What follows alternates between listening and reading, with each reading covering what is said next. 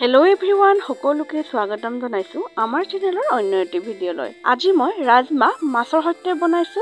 আশা কৰিছো ভিডিঅ'টো চাই আপোনালোকে ভাল পাব। ৰাজমা আৰু মাছৰ এই কাৰীখন খাবলৈ খুব বেছি সোৱাদ লগা হয়। এতিয়া পলম নকৰাকৈ বলক ভিডিঅ'টোলৈ আগবাঢ়ো। প্ৰথমে লৈ ললো মই এয়া আধা কেজি ৰাজমা।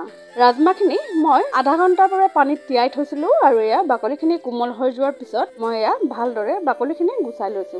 আৰু যদি ভাবে ৰাজমাখিনি বাকলি নিচিলাকৈ বনাম তেন্তে তেনেকুৱাকৈও বনাব পাৰি। তেনেকুৱাকৈ বনালে আকৌ জোল দিলে খাবলৈ বেয়া লাগে। আজি মই মাছৰ সৈতে বনাম যিহেতু অকণমান জোল থাকিব, বাকলি মই গুচাই লৈছো।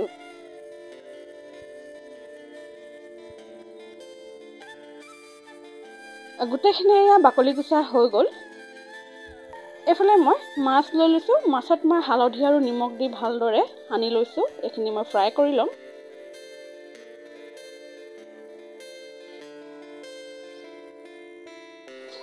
এতিয়া গেছত এটা কেৰাহী পাতি দিলোঁ আৰু ইয়াত মাছ ফ্ৰাই কৰিবলৈ বাবে দি দিলোঁ তেল। তেলখিনি গৰম হৈ যোৱাৰ লগে লগে মই এপিচ এপিচকৈ মাছ দি দিছোঁ।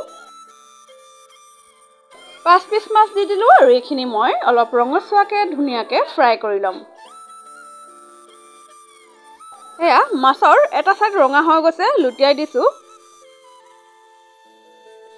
আনটো চাইডো ঠিক তেনেকুৱাকৈ ৰঙা কৰি ভাজি ল'ম।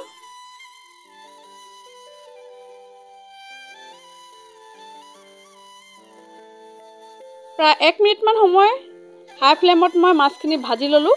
এতিয়া এইখিনি উলিয়াই লৈছোঁ।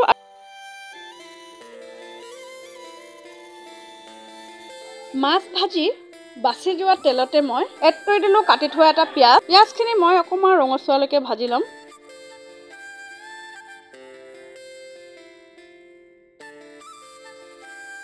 আৰু ভাজি হৈ গ'ল। এতিয়া মই নহৰু পেষ্ট 1 চামুচ এড কৰি দিছোঁ।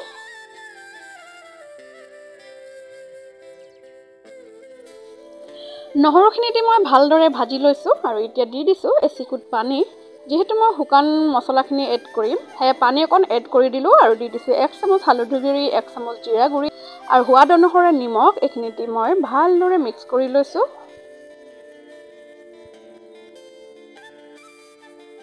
মছলাখিনি কিছু সময় ভজাৰ পিছত মই এড কৰি দিছোঁ 1 চামুচ গুড়ি জলকীয়া। গুড়ি জলকীয়াখিনি দিও মই ভালদৰে ভাজি লৈছোঁ আৰু দি দিলোঁ কেঁচা জলকীয়া 3-4টামান দি দিছোঁ। দীঘলীয়াকৈ কাটি দিছোঁ। কেঁচা জলকীয়া দিলে তৰকাৰীখিনি খাবলৈ বেছি ভাল হয়, সেয়ে মই কেঁচা জলকীয়া এড কৰি দিলোঁ আৰু এইখিনি এতিয়া ভালদৰে মই ভাজি ল'ম। যেতিয়ালৈকে মছলাৰ পৰা তেলখিনি পৃথক হৈ নাযায় তেতিয়ালৈকে মই ভালদৰে ভাজি লৈছোঁ। আৰু এয়া চাওক তেল ওপৰলৈ উঠি আহিছে। আনফালে মই ৰাজমাখিনি অকণমান বইল কৰি লৈছিলোঁ আৰু এয়া বইল কৰি লোৱা ৰাজমাখিনি মই মছলাতে এড কৰি দিছোঁ। এতিয়া ভালদৰে মিক্স কৰি ল'ম। আপোনালোকে যদি ৰাজমা এনেকুৱাকৈ বনাই খোৱা নাই তেন্তে এনেকুৱাকৈ এবাৰ হ'লেও ট্ৰাই কৰিব। খাই বহুত বেছি ভাল লাগে। আৰু যিসকলে মোৰ আছামিজ পাকঘৰ চেনেলটো ছাবস্ক্ৰাইব কৰি লোৱা নাই প্লিজ সকলোৱে ছাবস্ক্ৰাইব কৰিব। আৰু যদি ফেচবুকৰ পৰা চাই আছে তেন্তে মোৰ আছামিজ পাকঘৰ ফেচবুক পেজটো ফ'ল' কৰি ল'ব। এতিয়া এইখিনি ভালদৰে মিক্স কৰি লৈছোঁ। কিছু সময় ভজাৰ পিছত মই ইয়াত পানী এড কৰি দিছোঁ।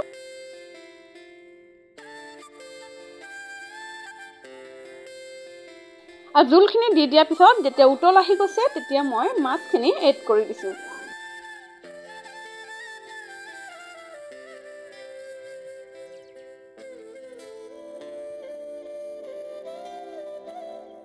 মাছখিনি দি ভালদৰে মই উতলাই ল'লোঁ আৰু শেষত দি দিছোঁ ধনিয়া পাত। ধনিয়া পাতখিনি দি আকৌ 1 মিনিটমান মই থাকিবলৈ দিলোঁ। ঢাকন এখন মাৰি থৈ দিলোঁ আৰু তাৰপিছত গেছৰ ফ্লেম বন্ধ কৰি দিলোঁ। আৰু ৰাজমা কাৰীখন দেখিবলৈ কিমান ধুনীয়া হৈছে, খাবলৈও খুব সোৱাদ লগা হয়। আশা কৰিছোঁ ভিডিঅ'টো চাই আপোনালোকে ভাল পাইছে আৰু যদি ভাল পাইছে নিজৰ বন্ধু বান্ধৱী আৰু নিজৰ পৰিয়ালবৰ্গৰ লগত শ্বেয়াৰ কৰিব। আজিলৈ ইমানতে সামৰিছোঁ। আকৌ নেক্সট ভিডিঅ'ত লগ পাম। ধন্যবাদ।